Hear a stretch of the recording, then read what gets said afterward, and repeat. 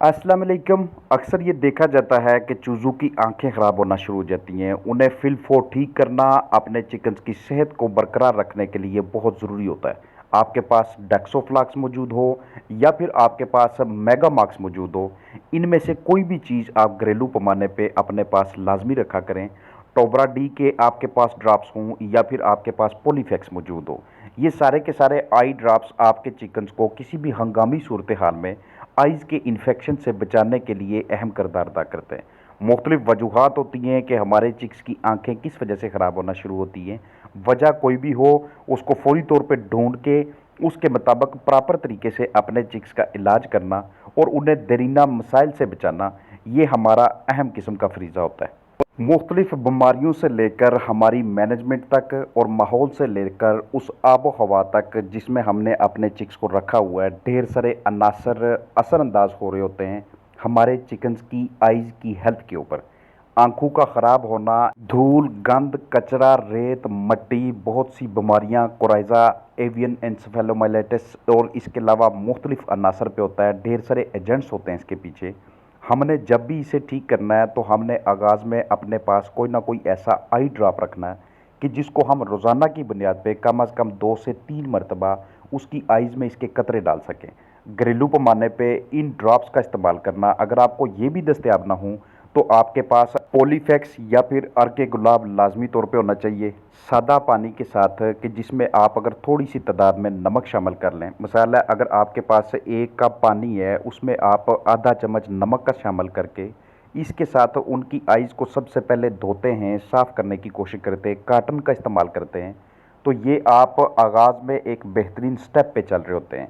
अगर मर्ज़ शिद्दत अख्तियार कर जाए तो उस सूरत में पायोडीन का इस्तेमाल, वाइब्रामाइसिन, एरिथ्रोसिन, पॉलीफैक्स, काटन के साथ आंख को साफ़ करना, आंख को धोने के लिए कोई भी अच्छा मटेरियल इस्तेमाल करना, ये आपके अहम स्टेप्स होते हैं। इसको कैटरैक्ट या पिंक आई या कंजंक्टिवाइटिस का नाम देते हैं। कोराइज़ा की वजह से भी हो सकता है, माइकोप्लाज्मा की वजह से भी, बहुत ज़्यादा रेत की वजह से भी, या आपके चिकन्स अगर काफ़ी अरसा बीमार रहे हों, मैनेजमेंट आपकी अच्छी ना हो, माहौल में इतनी ज़्यादा डस्ट हो या आपस में लड़ाई की वजह से आंखों में किसी किस्म की इंजरी हो जाए, मुख्तलिफ़ किस्म के तफैलिए भी होते हैं, या विटामिन्स की कमी की वजह से, या टॉक्सन यानी कि जहर, या फंगस यानी फफूंदी, या फिर बैक्टीरिया यानी मुख्तलिफ़ जरसूमों की वजह से, या बहुत ज़्यादा रोशनी की शिद्दत होने की वजह से भी, मेरक्स की बीमारी की वजह से भी आपके चिकन्स में ये मसाइल होना शुरू हो जाते हैं।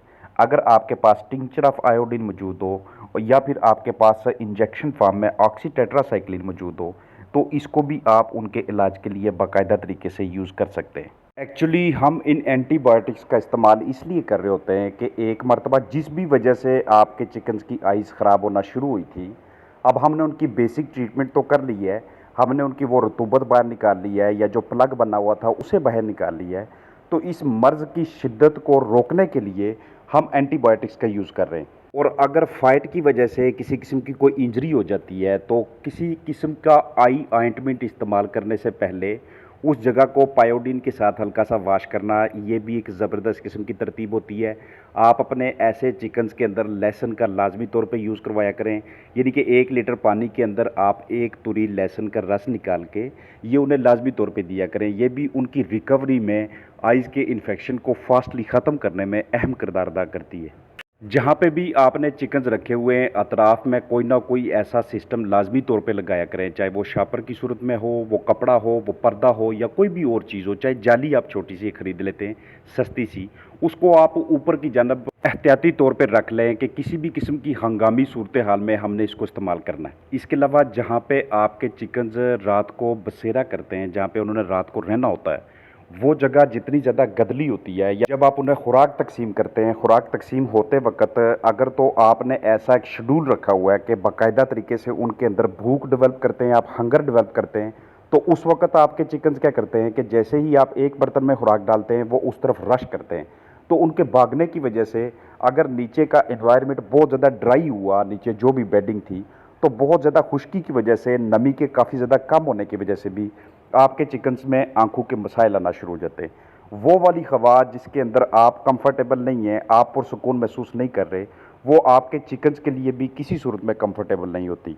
बाज़ औक़ात ऐसे होता है कि आपको कोई गर्द, कोई गंद कचरा कहीं पे नज़र नहीं आता, लेकिन वहाँ पे अमोनिया गैस के थोड़ा सा ज़्यादा होने की वजह से आपके चिकन्स की जो कंजंक्टिवा है, जो उनकी मेम्ब्रेन है आँखों की, वो ख़राब होना शुरू हो जाती है।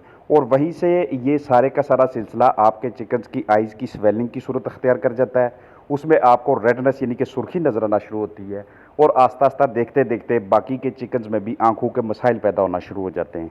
इसलिए नीचे की जानब जो बेडिंग मौजूद होती है उसको बर वक्त तब्दील करना या उसके साथ दूसरी खुश्क वाली मिक्स करना, अच्छी तरह से रैकिंग करना और अपने चिकन्स के लिए हवा का ठीक फ़्लो बनाए रखना, ताकि वहाँ पे मुख्तलिफ़ अक़साम की जो गैसेज़ हैं वो इकट्ठी ना होने पाएँ।